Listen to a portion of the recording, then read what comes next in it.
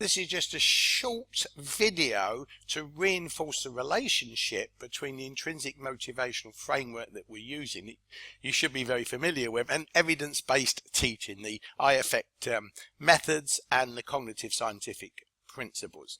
So I would expect you've worked it out already, but here's an analogy, and it's one that you should easily pick up on. Here's a coin, looks familiar, and here's another coin, looks familiar, and it's essentially the Singapore dollar coin from both sides. So essentially what we're doing is looking at enhancing learning, attainment, intrinsic motivation by using a evidence-based methodology that should connect nicely to meeting human psychological needs. And you remember those, I'm sure. So that's the basic, if you like, advanced organizer on this, that the evidence-based teaching methods, cognitive scientific principles, if we use those effectively, they will also in the process satisfy the psychological needs of students, the autonomy, the competence, the relatedness. Okay, let's be very familiar with the autonomy supporting style, because we must evaluate this in the research.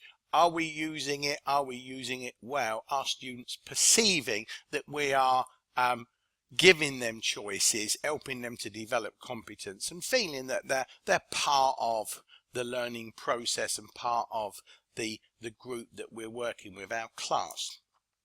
And if you look at student-teacher relationships in terms of effect size, it's very, very high. And obviously that would connect to the core principle of learning, that we create a psychological climate in the classroom that is success orientated and fun.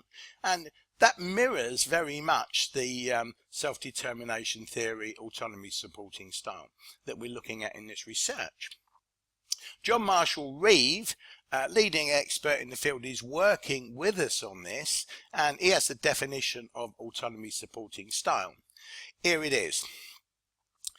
Essentially, it's about a number, a coherent cluster of teacher-provided instructional behaviours. In other words, very specific things that we do that students will perceive and experience, that we are really here as their ally to support their strivings, as John Marshall Reeves says.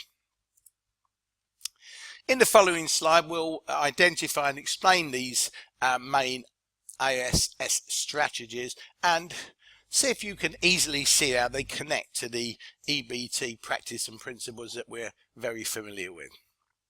Here we go. Let's do them in some clusters here. That it's very important to communicate to students that sometimes we understand they feel bored with the content. As Daniel Willingham said, why don't students like school? Well, a lot of the stuff that they do, they might not see as particularly interesting, and sort of say, well, why do we have to do this stuff? And remember, thinking is something that's good for them, but not actually very brain supported. So we actually acknowledge and accept the negative effects of students. And I saw only a week ago a lecturer going in and saying to the students, I know it's Friday afternoon, you're probably all a bit fed up, but let's get our act together, let's get some work done, and we'll have a bit of a break. And the idea was that it was just to get the students to see that as the lecturer you have a kind of empathy with their situation. And what's also important and very much related is that when we're teaching stuff, well, let's try and explain why we're teaching it, what's the purpose, and if students can see the purpose of what they're learning and it feels meaningful, they're much more likely to give better engagement. So showing real life examples, demonstrating the use of the learning so that the students can kind of see it, hear it, feel it, that kind of thing, it will support their attention. And also it's very much related to learning goals being clear and challenging, which is a core principle of learning. So if we can show purpose in the learning and we can challenge students, but that challenge is one in which they can achieve it, get that sense of mastery and competence through effort, that's what we're looking for.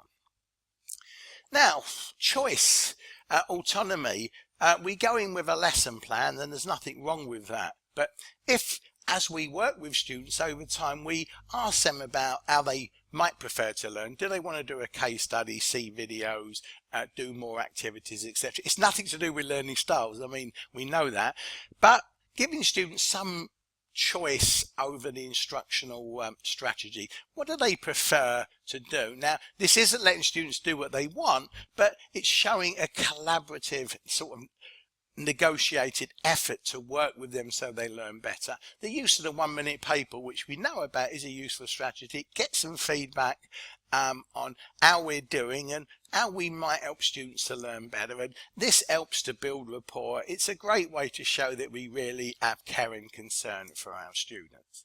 And the last two, we're familiar with these. We've had a number of workshops around the poly on the growth mindset, and it's about getting students to see that the effort they put in is really important to what they achieve. It's not some kind of fixed entity that they're C students or D students or B students or whatever, but if they make the effort without good teaching, that they will do better.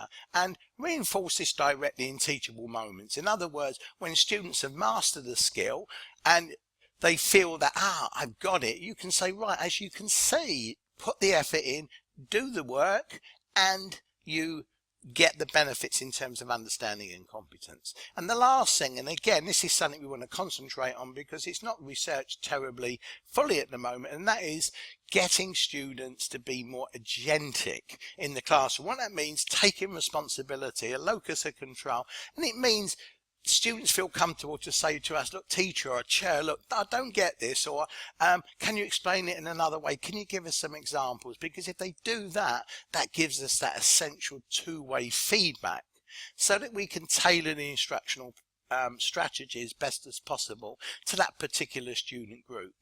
And it might take a little bit of time to create that climate where they feel comfortable in doing this. But once we do this, we get that key rapport.